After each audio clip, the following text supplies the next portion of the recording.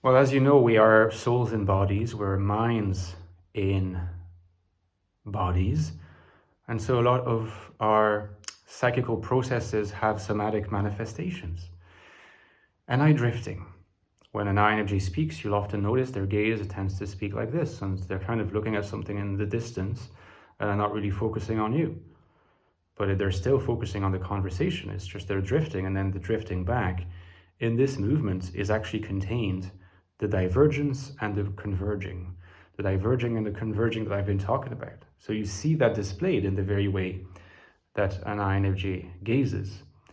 Of course, it's famous, and don't even need to insist on it that much, that the INFJ gaze is very similar to the INTJ gaze.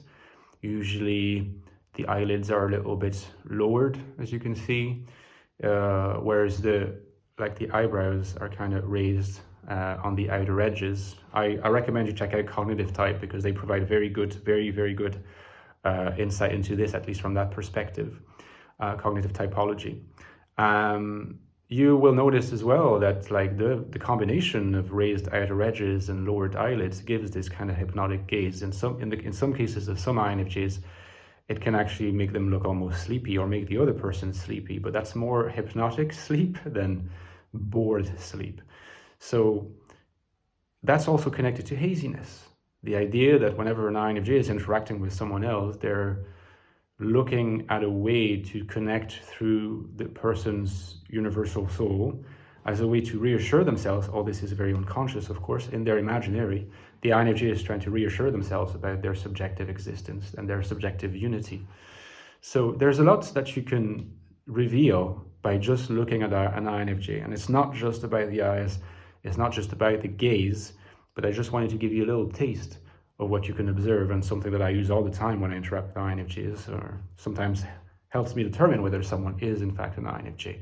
I know some of you are still skeptical, but I invite you to be open and to consider the vast domain of embodied cognition,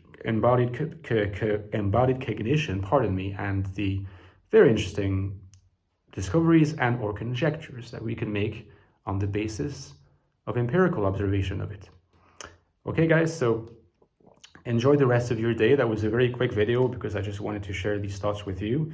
Don't forget that I have written 2 books on the INFJ. You can check them at the link below, Infinite Soul, Ecstatic Soul, and my Patreon page, where you can support me for small amounts every month. I could not do it without you. I need your kind support to keep going, and you get access to great perks like access to my Discord server and bonus video every 2 to 3 weeks on a topic of your choosing. Okay, see you soon, guys. Bye-bye.